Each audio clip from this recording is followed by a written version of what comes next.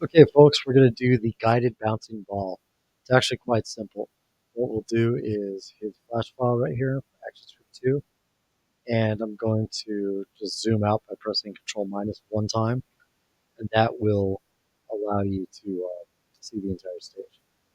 So what we'll do is I'm going to go ahead and, for those of you whose toolbar still looks like this, what you can do is click these two arrows, and that, my friends, will compress it so that way you can see everything. So the first thing I'm going to do is select the oval tool, and then instead of a stroke, I'm going to change that to no stroke. And for the fill, I will change that to like rainbow or something like that. And let's see here, what do we got? Can I change that? No, I can't. So I'm going to go with one of these. That'll work. Let's see, what else can we do? Oh, that's gradient transform. I see. All right. Anyway, I got sidetracked. So I'm going to go ahead and draw another one. There it is. And you know what? Let me show you a little trick here. I'm going to zoom in. I'm going to change the gradient on this. So what you can do to give it a little more dimension, change that to gradient transform. Click right here. I'm going to scoot that a little bit upward. That makes it more spherical. And then I'll make that larger. Oh, look at that. That's awesome. All right. Now that I've done that, it's selected, or you could just double click on it with your selection tool, which is that black arrow. Double click, and then right click, choose convert to symbol. Once again, just name it ball. Hit OK. And then that's where we're at right now. So I'm going to go ahead and press Control 0. Nope, that's not going to do it. I'm going to go to Fit in Window. And then I'm going to press Control minus one time. And that's going to allow us to see the entire thing. All right, so we're good for now. If you want to change the size of your timeline, you can. I would normally recommend large for people who are just learning. But for today, I'm going to choose medium because I don't need it to go that far. So what we're going to do is we're going to make a 5-second movie. And what's going to happen is we're going to use two keyframes. We have the first one with the ball, and we're going to scroll over until we get to frame number 60. And on frame 60, I want you to right click and insert a keyframe, or you can press F6 on your keyboard. So insert keyframe right there, and then we'll just move this guy over here. All right, so what's going to happen is during 5 seconds time, using a motion tween and a motion guide, right now what's going to happen, I'm playing it, nothing happens until frame 60, and then it moves over there. So what we need to do is fill that space between keyframes with motion. To do that, we're going to add a motion guide.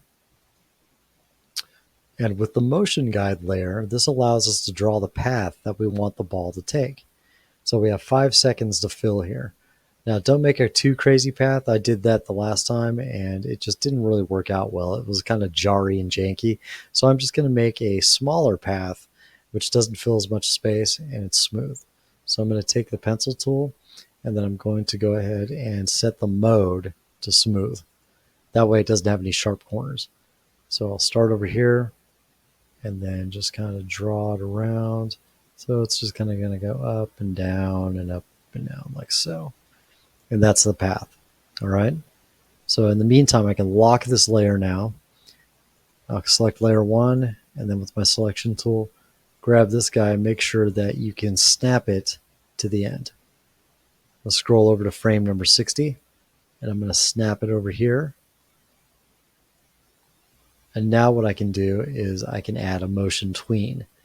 Tween, of course, is short for saying between the frames. So we'll set that to motion and watch what happens. I'll go back to the beginning, press enter. So it has 5 seconds to travel. Whoa, look at that. Pretty cool. But you notice how it just stays upright? I want you to pay attention here. When I start it again, notice how the gradient does not move. See how it stays in that same upper right corner the whole time? Well, we need to make that more flashy. And what we can do is just have anywhere inside the motion tween selected, anywhere between frames of 1 and 60. And what we can do is instead of having the rotate section on auto, you can choose clockwise or counterclockwise. Now I'd like you to watch it again. I'll press enter. Watch what happens with the gradient. See how it moves? The gradient changes position each time. All right, now you want to see something really crazy? We're going to give it some more dimension. So what we can do is make it appear as if it's going further away or getting closer. So let's do this. Frame 20, I'm going to go ahead and make it larger. So I'll use the free transform tool. I'm going to insert the keyframe first.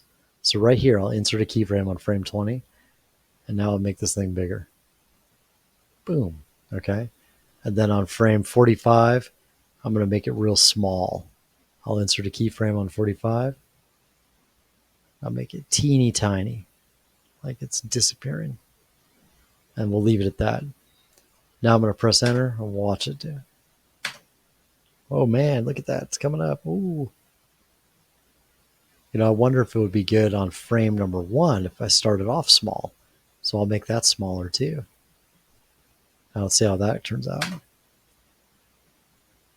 There it goes. Now what I would like you to do is to go to your control menu and test movie. I'm not going to do that because what happens is when I do test movie, it doesn't show up on this recording. So it's easier for me. What I'll do is I'll just turn off the layer, the visibility of it for the motion guide. And then you can see it in action without that. Now you can actually see it moving around more. Pretty cool. As always, make sure you save your work. So file, save as.